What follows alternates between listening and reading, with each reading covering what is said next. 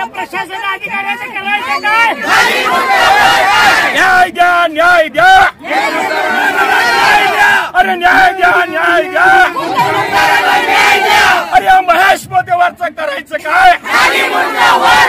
महेश मोतेवरचं करायचं काय? अरे सीआयडीच्या गुन्हे अन्वेषण विभागाच्या तपास अधिकाऱ्याचं करायचं काय? या भ्रष्ट प्रशांत कोरडकरचं करायचं काय? अरे आमची मालमत्ता विक्री करून लवकरात लवकर पैसे न देणाऱ्या या सरकारचं करायचं काय? नाही तर 4700 कोटी रुपये जे सगळे ते माझे पैसे, या सर्व लोकांना पैसे मिळालेच पाहिजे म्हणून बार बार असणं गाजाची आवडत नाही, हे मर्दाची आवडत आहे आणि सगळ्या आमच्या राहण्या रागिन्याला सोबत घेऊन, कारण लढणारे थोडे असतात आज आझाद मैदानात आले. या मोत्यावरचं करायचं काय?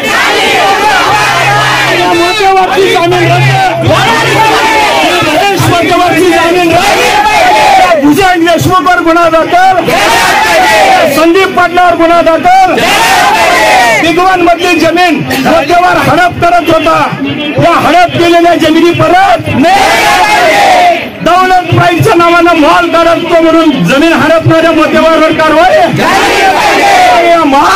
फसव्या मोत्यावर कारवाई, आमचे हक्काचे पैसे परत, आमचे पैसे परत, आमच्या हक्काचा नाही, कुणाच्या बापाचा पैसा, आमच्या हक्काचा नाही, कुणाच्या बापाचा. महेश मोत्यावरचं करायचं काय?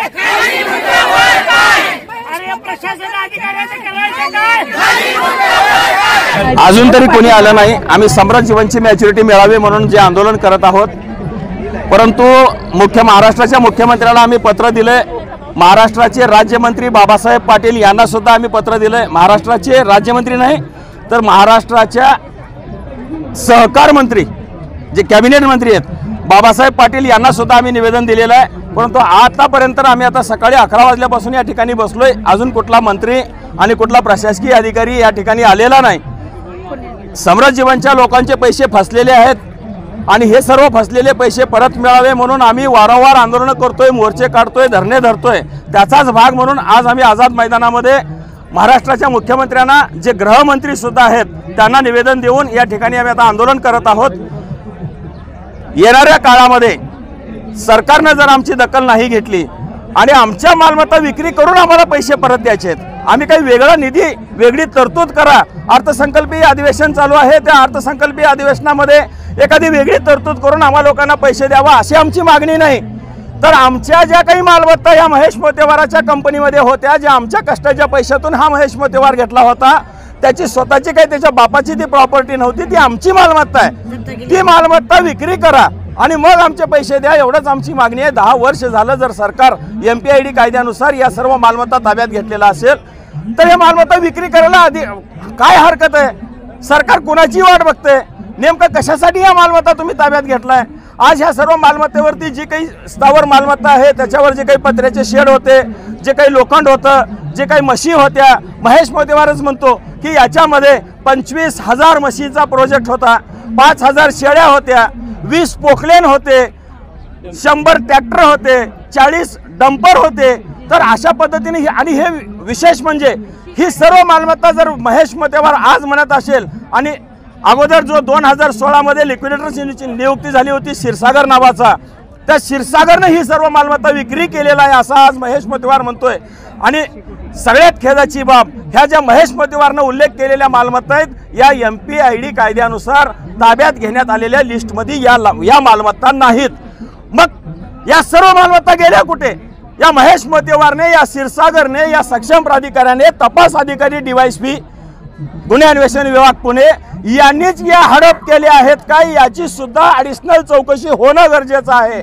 आणि जेणेकरून ज्या मालमत्ता ताब्यात घेतलेल्या आहेत या मालमत्ता व्यतिरिक्त ह्या मालमत्ता कुठे गेल्या या दोषीवर सुद्धा कारवाई झाली पाहिजे आणि आमच्या सर्व गुंतवणूकदाराला न्याय मिळाला पाहिजे यासाठीच.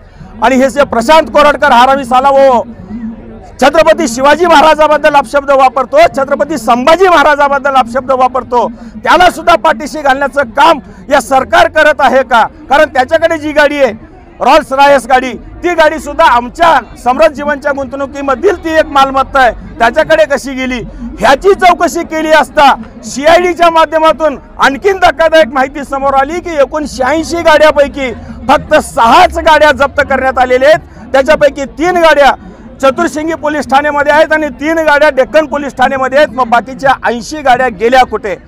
आज महेश मोतेवार तोंडवरून एका चॅनलला मुलाखत देताना म्हणतोय की माझ्याकडल्या आणि माझ्या मुलाच्या नावावर असलेल्या सुद्धा सर्व मालमत्ता सर्व गाड्या या CIDनं जप्त केलेल्या आहेत असं म्हणतो।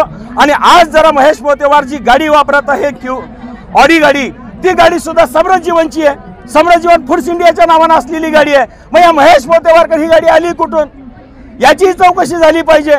म्हणजे याच्यामध्ये कोण कोण भ्रष्ट अधिकारी आहेत या सर्वांची चौकशी झाली पाहिजे। आणि आज आम्ही या ठिकाणी आंदोलन करून थांबणारे नाही आहोत।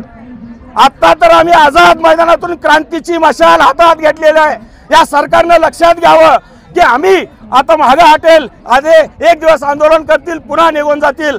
गाठ आता समृद्ध जीवनमध्ये गुंतवणूक केलेल्या गुंतवणूकदाराशी आहे। सरकारला याचा नक्की धडा आम्ही शिकविल्याशिवाय सोडणार नाही। म्हणून आमच्या हक्काचे पैसे सरकारनं लवकरात लवकर नियोजन करावं, अधिकाऱ्याला आदेशित करावे आणि जमिनी विक्री करून आम्हाला न्याय द्यावा, अन्यथा आम्ही रस्त्यावर उतरून या लिक्विडेटरला, या सक्षम प्राधिकाऱ्याला आणि या CIDच्या गुन्हे अन्वेषण विभागामध्ये सामील असलेल्या अधिकाऱ्याला यांच्या कार्यालयात घुसून आम्ही आंदोलन करून आमचा हक्क मिळवून घेतल्याशिवाय आम्ही शांत बसणार नाही। धन्यवाद।